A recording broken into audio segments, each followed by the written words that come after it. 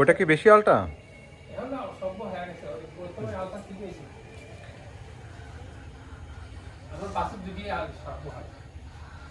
সবাইকে স্বাগতম আমার নতুন ভিডিওতে। আজকে আমরা এসেছি কুষ্টিয়া জেলা আমাদের কুমারখালী থানা পান্টি ইউনিয়নে পান্টি গ্রামে। আমাদের পান্টি গ্রামে আমাদের সেই সবুজ চাচার বাসাতে ওনার ভিডিও আগে আমি কয়েকবার দিয়েছিলাম। ওনার বাসাতে আমি অনেকবার আসছি। এই ওনার খামারটা আসলে দেখানোর জন্য আমি আসলে ভিডিওটা করা। আসলে আমাদের ব্র্যাক কৃত্রিম প্রজননের সাথে যারা আছে তারা অবশ্যই একদিন উন্নতি করবে, আমাদের আশাটা এটাই। তো আজকে আমাদের এর খামার দেখানোর উদ্দেশ্য হচ্ছে চাচা যে আসলে খামার যে গোয়ালটা করেছে বা খামারটা করেছে অনেক সিমসাম পরিবেশ, এবং মেজোটা দেখছি অনেক ক্লিয়ার। কাকা এই মেজোটা সমান করা হচ্ছে না, একদম সমান। এই দেখেন গাভী গরু পুষ্টি হলে অবশ্যই মেজোটা এরকম সমান করতে হবে, নইলে তো আপনার গরু পড়ে যে স্লিপ খেয়ে পাওয়াটা ভাঙবে। এটা হচ্ছে চাচার আগের গাভীটা না? প্রথম গাভী। এর কি দুধটুক পাও চাচা? হ্যাঁ, দুধ হচ্ছে। কটটক করে হচ্ছে? এখন ওই 5 মাস কুজিয়ে যাচ্ছে। হ্যাঁ হ্যাঁ, এখন ওই 2.5 লিটার। মানে এটা আপনার 5 মাস গব্ন? 2 লিটার, হ্যাঁ। আচ্ছা ঠিক আছে। গব্ন মানে আমরা আমাদের ভাষায় গব্ন বলি, গর্ভবতী আর কি, গর্ভবতী, প্রেগনেন্ট বলা হয়। হ্যাঁ, তো মোটামুটি এটাও আমার হাতের বাচ্চা ছিল না? না, এটা কিনে নিয়ে আসা। এটা কিনে নিয়ে আসা। আর এটা এটা আমাদের ব্র্যাকেট বাচ্চা, তৃতীয় বাচ্চা। তৃতীয় বাচ্চা। দুইটা আছে বাচ্চা। দুইটা কত বাচ্চা? দুইটা প্রায় 5 লাখ। 5 লাখ অলরেডি 5 লাখ বেশি ফেলেছেন। তো আসলে কাকা যে খামারটা যে গোয়ালটা এই গুঁড়াটা দিচ্ছেন, এইভাবে দিলে কি উপকার? এই যে 4 কোণ আছে আর কি, এই সর আসলে দেখতে দিচ্ছে না, শয়তানি করতেছে। হ্যাঁ দর্শক দেখতে পাচ্ছেন আসলে এই 4 কোণা করলে পরে আসলে না ডিস্টার্ব করতেছে তো। আসলে ভিডিওটা করা যাচ্ছে না, গরু চারদিক থেকে ডিস্টার্ব করতেছে। এই যে এইভাবে দিলে পারে ঘাসটা বাইরে পড়ে না, আর গোল চারিদিকে পারে মুখ উঁচু করে ফেলা যায়। এটা অনেকটা নতুন সিস্টেম, আপনারা দেখতে পারেন। এইভাবে করে দেখেন 4 কোণায় পানি বের করেন কিভাবে? ও ফর্ম দিয়ে, অর্থাৎ পানি যখন শেষের দিকে যায় তাহলে ফর্ম ওখানে দিলে পারে পানি নেয়, শুষে নেয়। তো কিরকম পরিষ্কার জায়গা করবেন খামার। এদিকে মাঠ এবং খামারটা অনেক উঁচু, দেখছেন খামারটা কিন্তু অনেক উঁচু। এই উঁচু জায়গা করলে পরে হয় কি রোগ জীবাণুটা কম হয়, খামারটা পরিষ্কার থাকে ভালো, বাড়ির ভিতরে পরিবেশটা অনেক ভালো আছে। আমরা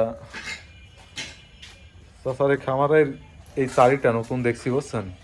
এই সিস্টেমটা কিন্তু অনেক আগে মানুষ করতো, আবার মাঝখানে বাদ দিছিল, আবার এখন দেখি প্রত্যেকটা বাড়ি এই সিস্টেমগুলো করতেছে। আজকে আমরা আসলে খামারে বীজ দেবো। আজকে কি বীজ দেবেন চাচা? এই যে আপনার এই যে বকনটা আসলে আমাদের ব্র্যাকেট, এটা তো 100% বীজের বাচ্চা না, এটা কিন্তু আমাদের 335-এর বাচ্চা। 335-এর বাচ্চা, অনেক সুন্দর একটা বাচ্চা হয়েছে। বয়স কত দাদা? 15 মাস না? সর্বপ্রথম হিট আসছিল কত মাসে? 9-11-তে না? ও তখন আর দেওয়া হয়নি। দর্শক আসলে এই গরুগুলো, হ্যাঁ এই গরুগুলো কিন্তু 9, 10 বা 11 মাসে হিট আসে, কিন্তু আমার হিসেবে ওই সময়টা দেবেন না, না দিয়ে একটু বয়স করে দিলে পরে সব থেকে ভালো হয়। কারণ কি আসলে বডির একটা স্ট্রাকচার হওয়ারও ব্যাপার আছে।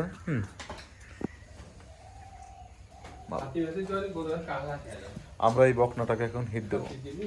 এটা আমাদের ব্র্যাকের 183 নাম্বার বুল এখন আমরা ব্যবহার করব, যেটা সর্বোচ্চ ভালো, এবং এর বডি ওয়েট আছে এই বুলটার আপনার হচ্ছে 1215 কেজি, এবং গড়ে এভারেজ দুধের দেওয়া আছে 49 লিটার। আর আপনার এটা হচ্ছে প্রাপ্তিস্থান ইউএস থেকে, যে বুলটার বীজ আমরা এখন ব্যবহার করবো, এটার আশা করি অনেক ভালো হবে। এবং যেহেতু এটা করস আছে, এখনও কিন্তু সম্পূর্ণ হয়নি, যখন আমরা 100%-এর কাছাকাছি চলে যাব তখন অবশ্যই আমরা এর থেকে আবার নিচে নামবো, তাহলে আমাদের গরু কোয়ালিটিটা ভালো থাকবে এবং বীজটা দিলেও কোনো ক্ষতি হবে না। তো এখনও যেহেতু এরা করস আছে, আমি এর মধ্যে আসলে চেষ্টা করবো 100% বীজ দেওয়ার জন্য। আর একটা কথা বলি যে খামারিগুলো সচ্ছল, যারা আসলে খামার পরিচালনা করতে পারে ভালো, তাদেরকে অবশ্যই ভালো বীজ দিবেন। আর যারা দুর্বল খামারি, যারা দুধ বেশি দহন করে বা খামার ভালোভাবে পরিচালনা করতে পারে না, তাদেরকে সবসময় নর্মাল বীজ সিমেন্স ব্যবহার করবেন, নইলে ওই বাচ্চাগুলো ভালো হবে না এবং বাচ্চা ভালো হলেও ওরা সঠিকভাবে পরিচর্যা করতে পারবে না। এতে আসলে খামারটা ভালো হবে না। তো চাচা, তাহলে আমরা এখন বীজ দিই না? হ্যাঁ। এটাকে আমরা সর্বোচ্চ ব্র্যাকের বীজ দেবো এখন। আমি আরেকবার দেখানোর চেষ্টা করতেছি চারিদিকে সুন্দর করে। এই পাশে তো ঘরগুলো ছিল না, না? না ঘাস কাটা মেশিন তো নাই, না? না এটা আমাদের পান্টির একদম মেন রোডের সাথে, দেখতে পাচ্ছেন। আমি একটু জুম করে দেখাই, একদম কাছাকাছি। অর্থাৎ পান্টি বাজার থেকে 1 মিনিট লাগবে এই খামারটাতে আসতে। এরকম ছোট্ট পরিসর খামারে তৈরি করেছে চাচা, আশা করি অনেক বড় খামার করবে। এই যে আমাদের চাচা, দিক তাকান। কিছু বলার আছে তোমার?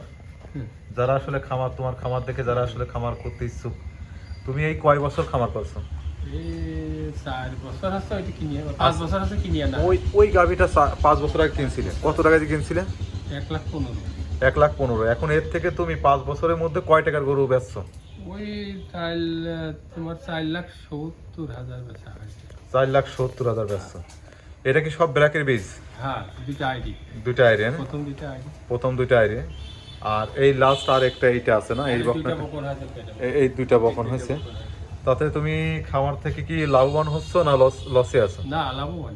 লাভবান, হ্যাঁ? ওই বাড়ির খাদ্য বলতে ঘাস আচ্ছা, ঠিক আছে। হয় মাঠে। তাহলে কি সবাই কি তোমার দেখা দেখি খামার করবে? হ্যাঁ, করুক সমস্যা নেই। করুক, হ্যাঁ? তুমি সবার জন্য দোয়া রাখবে না? হ্যাঁ। আচ্ছা, ঠিক আছে স্যার, ভালো থাকবেন সবাই, আমার সুস্থতার জন্য দোয়া করবেন। আমরা অবশ্যই চাচার খামার আরও আপডেট দেখাবো ইনশাল্লাহ পরবর্তীতে। তো সবাই ভালো থাকবেন, আল্লাহ হাফেজ।